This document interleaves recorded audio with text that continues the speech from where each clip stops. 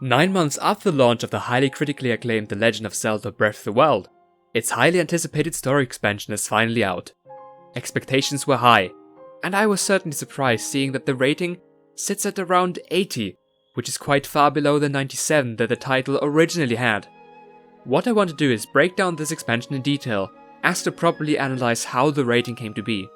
A heads up though, this is not a review, but instead more of an analysis or critique. Therefore, this video might contain some elements that you could consider spoilers. Without further ado, let's get right into it.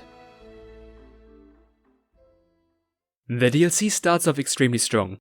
After clearing out all of the divine beasts, you're called by Zelda's voice to return to the Shrine of Resurrection. There, you get to start the first challenge of the DLC. You gain the one-hit obliterator, which kills enemies in one hit, but in turn also kills you if you take a single point of damage. With this, you need to clear out 4 camps of enemies in the Great Plateau, with each one awarding you a shrine. The challenge here is to make sure to approach each camp with a strategy, since the obliterator needs to recharge for a few seconds after being used twice. Going in guns blazing will get you killed for sure.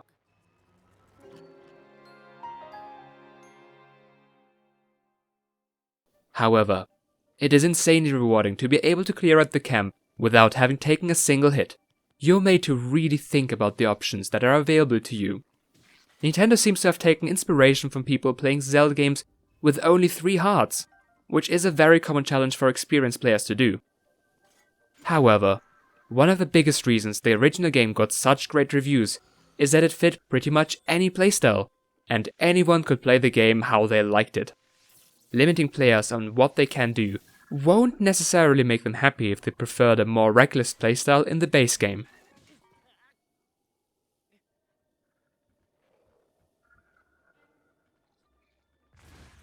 Then, after each camp, you get to do a shrine. These shrines are decent, they use fairly unique concepts. However, you still do them with the obliterator weapon, which results in them continuing with the challenge. The shrines were on the better side overall, but didn't particularly stand out. So far so good. The first part of this DLC adventure had nothing that could really be considered bad. It was solid gameplay and an extension of what was already present in the base game. Since this part isn't what made the DLC rank so far below the main game, let's move on to what comes next.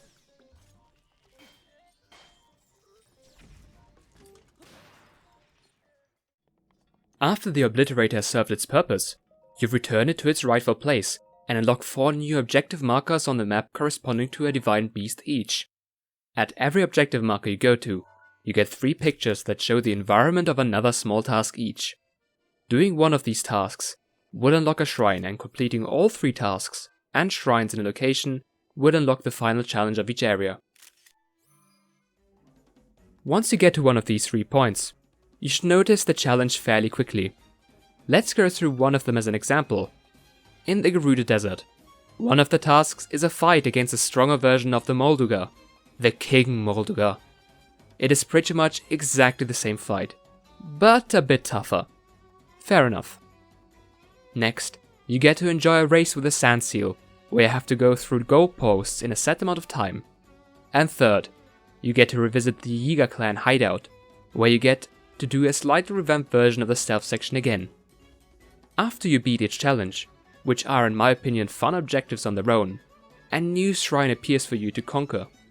These are, like the early ones, on the better side of the existing shrines, but don't particularly stand out overall again.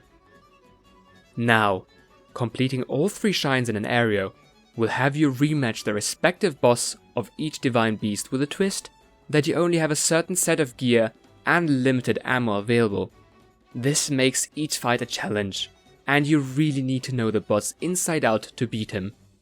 This could again also be annoying for players who played the game quite laxly. So far, all of this is good content, but this is also where the problems with the DLC finally start. First, the content is entirely remix content from the original game. That is a shame, as the criticisms of the original game, like the lack of variety in enemy camps, weren't really addressed. But there is more to this. Once you have finished all the tasks in one area, you then know exactly what will happen in the other 3 locations. It's the same pattern each time. One challenge is a race. Another is a boss fight. And the last of the 3 is a remixed version of a sequence you already did. This is the precise problem of the DLC, in that it becomes a checklist that you have to tick off in full in order to complete it. This throws the entire concept of the base game, where you could do whatever you like, out of the window when you know what is coming up. Those things lose their sense of wonder. Even when the content was decent, it still ends up feeling much more like a job with a set of busy work for you to clear out. Nintendo could have instead opted for the content to be more optional, and then let you come back later if you so desire. The way it is, you kinda feel pressure to play the game just to get the reward that is the promised motorcycle. It is a shame that the DLC didn't try to follow the same structure of freedom the base game had. In that way, it became much more similar to a standard open world AAA title.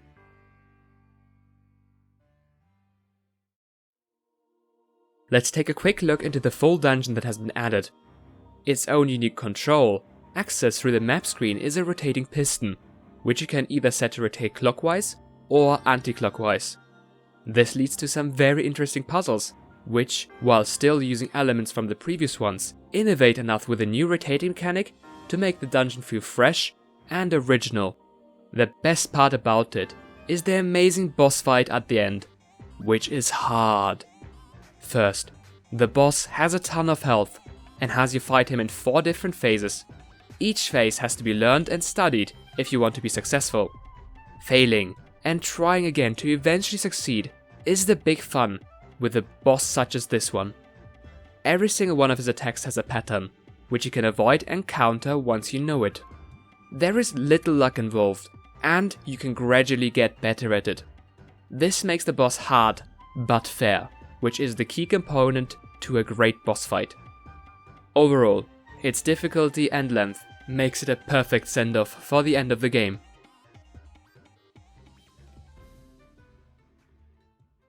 And finally, the big promise of the expansion. You're now able to pilot the Master Cycle Zero.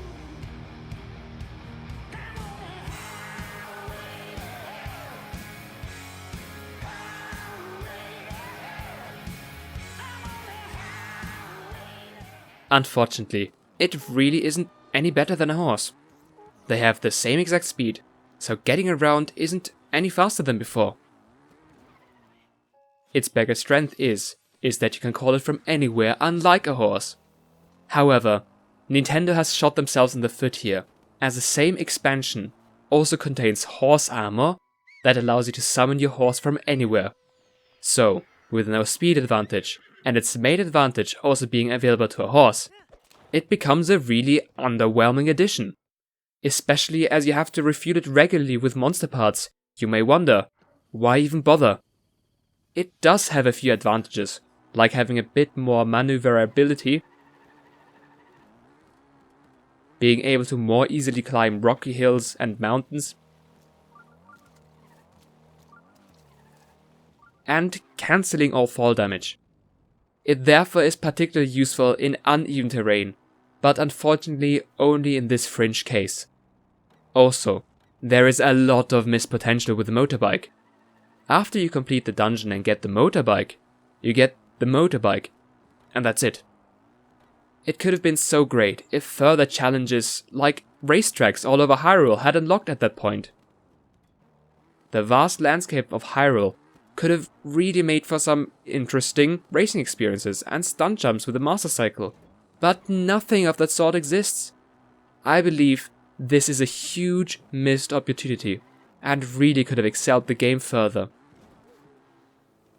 While I don't believe any reviewer disliked the motorcycle, I think it only managed to extend their gameplay time for a very short duration before they moved on to something else.